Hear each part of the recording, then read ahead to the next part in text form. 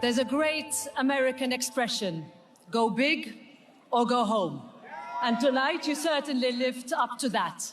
We're here to celebrate a transatlantic relationship and friendship that has created history's best of times and stood solid through the worst of times. You've just listened to the President of the European Parliament, Roberta Metsola, giving a speech at one of the most highly debated Brussels events of the week, the US party in the EU quarter's beloved Parc des Cinquantenaires. Washington threw this huge festival to mark its 250th birthday. Nearly 10,000 guests attended the exclusive celebration, and many high-profile political figures took to the stage, including the host, the US Ambassador to Belgium, Bill White, the Belgian Prime Minister, Bart de Wever, NATO's Mark Rutte, and as you heard there, Roberta Metsola. From American candy to lobster rolls, cheerleaders to rodeo games, it was a fine display of America with a clear Trump twist. The president himself beamed through the arch at one stage to give a pre-taped speech. Welcome to Brussels, My Love, the podcast, with me, Maeve McMahon. Today we dive into that huge garden party and also take a closer look at more serious issues going on in the world, and that's the talks, the US-Iran talks to end the war and the conflict in the Middle East. A warm welcome to our panel. Ian Lesser, Distinguished Fellow and Advisor to the President at the German Marshall Fund. Welcome, Ian. Thank you, Maeve. Lena Aburos, Senior Managing Director and Head of Critical Issues Practice at Forward Global. Welcome. Lovely being here. Thanks. And Leo Sandrowicz, Brussels-based journalist and editor here at Euronews and also the Brussels Times Magazine. Welcome. Happy to be here. Great. So first question, of course, to you all. Did you go to that US party, Ian? Well, I was invited, but I had a family commitment which kept me from going. Sorry to say. I would have gone, and there was a big debate going on among all my friends and acquaintances who'd been invited about whether to go or not. In the end, most of them did. I think people were just tremendously curious to see what it would be about. And it was big, as you say. It was huge and people were queuing for hours to get in. I was among them. Leo, you were also there. Your view? Yes, I was there. It was big and brash. I know that a lot of people were invited who didn't make it or refused to make it. I know a lot of people who felt it would be a bit tacky or even politically toxic to go along to that. But it was a festival of Americana. There were lots of activities. There were the food, the T-bone steaks, the donuts, and the Budweiser beer. We had the activities for kids, and we had the big speeches and flybys, drone displays, a massive cake. So we had a lot on display there. A massive cake? Did you get a slice of that? They did not share it with the hoi polloi like me.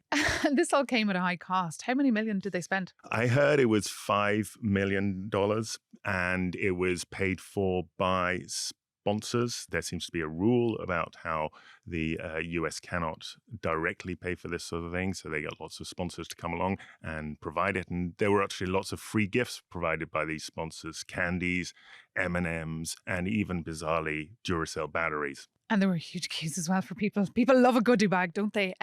Lena, what's your view on all this? Of course, because transatlantic ties now are perhaps not at their best moment. Who were they trying to impress with this party? It was an excellent communication exercise. It's a typical bigly branding that transits from DC to here. I think it's interesting that we celebrate. It's interesting to have this kind of big wow factor in Brussels bubble and beyond on the Belgian bubble. I think they tried as much as possible to reach out to everyone, to reach out to not only politicians, I mean, even kids, even parents. Everyone was involved.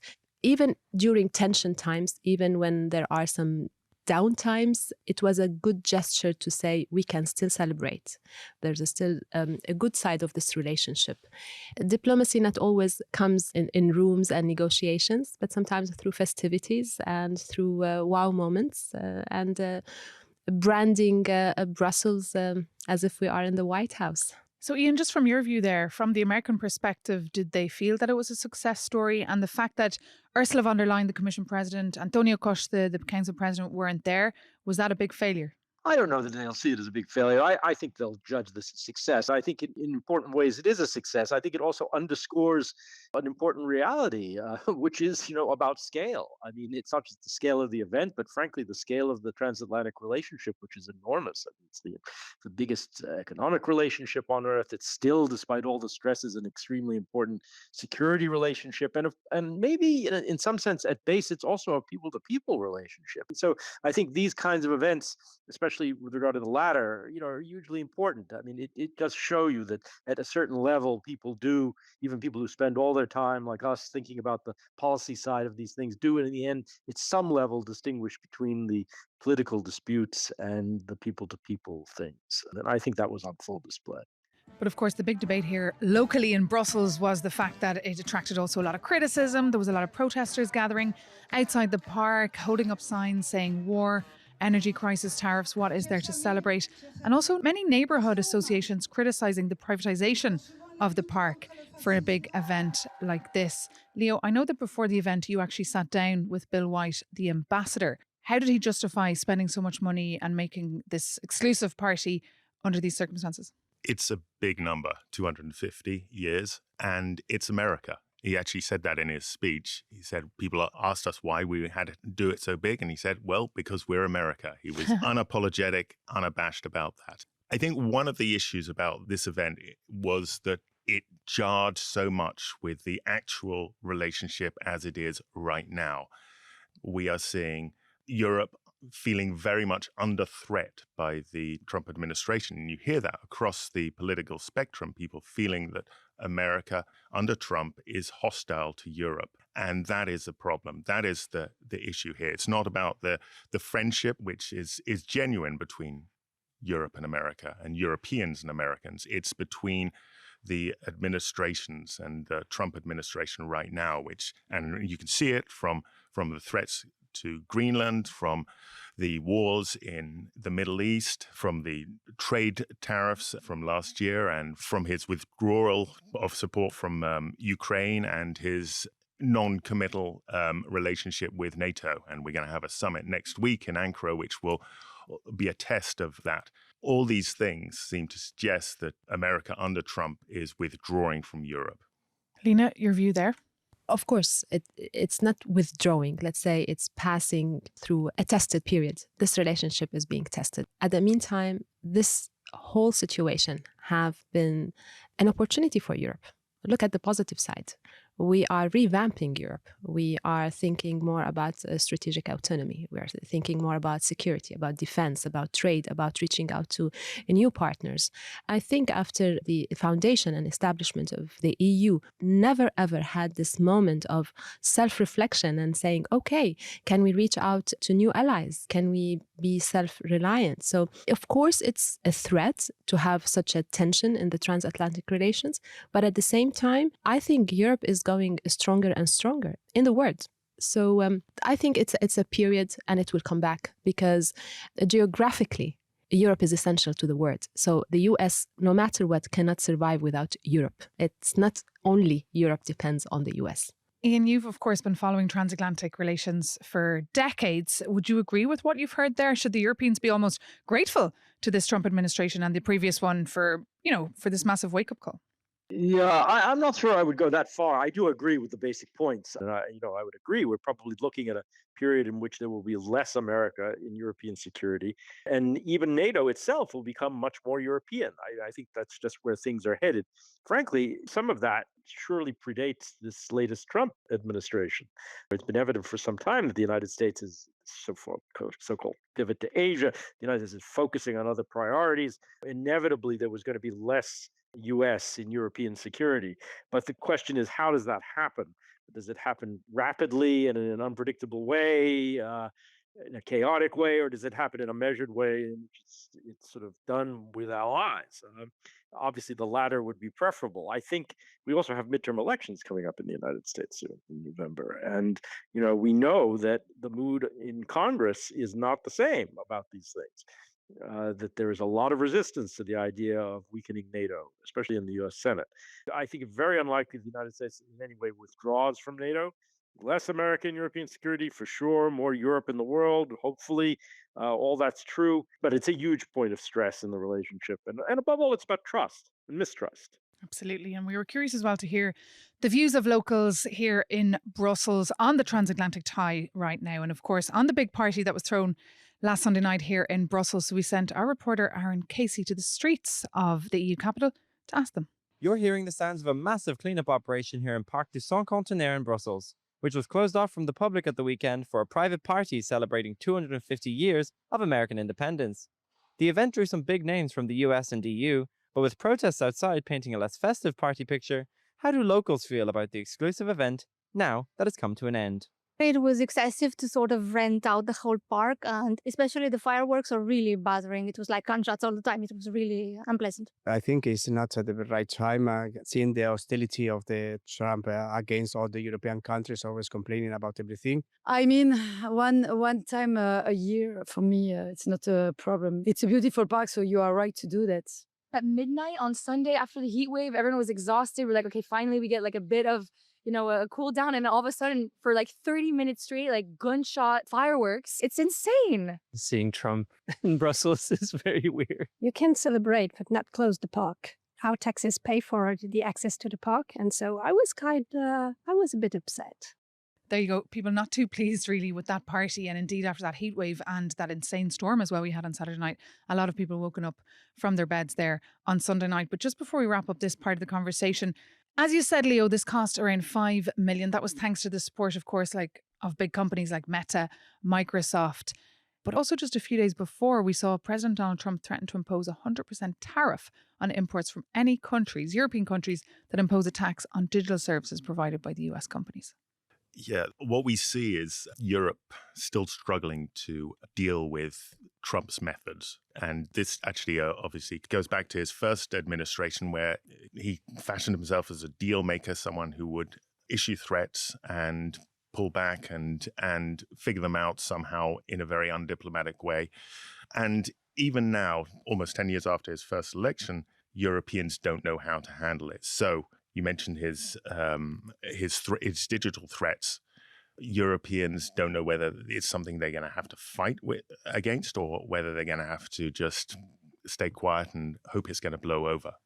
And this will be a big challenge, of course, for the Irish presidency that takes over the reins of the EU Council for the next 6 months, which, of course, they have a very privileged relationship with the US, but of course, they'll have to push hard on some of those files. But just to move on, you said the Europeans are still trying to come to terms with Trump's methods.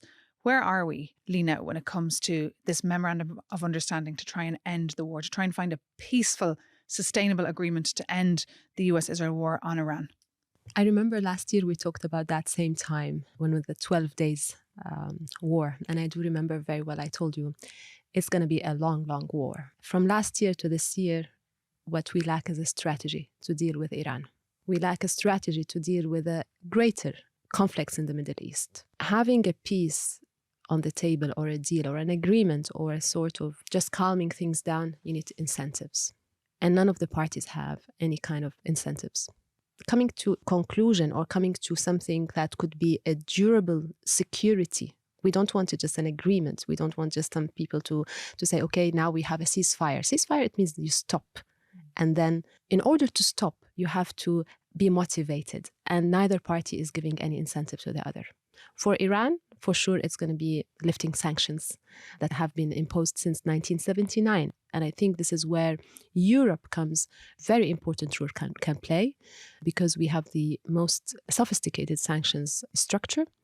And Europe, throughout the years, through the JCPOA, was the only real initiative, the only real milestone that happened in the relations with Iran and the international community. And it fizzled out. And I remember I was covering those talks for years. I remember back in the day of Catherine Ashton and then Federico Mogherini. It took years to come up with that deal that, of course, the Americans then pulled out of. Leo, just your view here on the Europeans. Of course, we're feeling the price of this war in our pockets for the last couple of months. Do you think European leaders are doing enough to have their say here? Well, one of the problems here is that the Europeans have a very different view of conflict to Americans, conflict in the Middle East. And they've been quite clear since this erupted that this is not their war. This is a war of choice by America. And it's nothing to do with NATO, and it's nothing to do with them. And some of them have been willing to provide their support, air bases, but they don't want to get actively involved. The problem is that they are affected by it. Prices are going up, and the Europeans feel that at the pump. So whether they like it or not, they are affected, and there's very little leverage that they have right now, very little. So they've got to hope that this deal is going to stick, and then the prices will go down. But otherwise, they can't really affect the negotiations. They can't really influence Trump or Iran. It's a wait and see situation for the Europeans. It's a wait and see. And of course, there's a 6-week deadline now for that memorandum of understanding to be completed. But I mean, that date could easily be kicked down into the future. Finally, Ian, you're heading off to Ankara next week for the big NATO gathering. What are your expectations for that? Well, these things used to be very predictable. They're not so predictable anymore, for better or for worse. There were all sorts of disastrous predictions about the G7 meeting, and it turned out not to be so, or at least not quite so. I think a number of things come into play here. First of all, President Trump might not even have gone to this summit if it weren't for his relationship with President Erdogan, which is reportedly very close. And I think he's probably in some sense vested in making sure that his host has a successful summit. I think it's also going to be affected by the Iran crisis and the war. I mean, obviously, in a number of respects, a very obvious one is the focus on air and missile defense. Turkey was targeted twice, if not 3 times, during the conflict. It's interesting that the leaders are all meeting well within range of Iranian ballistic missiles. I'm not predicting anything as bad is going to happen, but this is a reality of modern conflict that has to be taken into account. And then there's the question of what Trump might request of allies to secure maritime security in the Strait of Hormuz and surrounding areas after hostilities, or at least active hostilities. There's a lot that Europe can contribute, but it's not very easy for Europe to do so in a more intense environment. It just can't do it.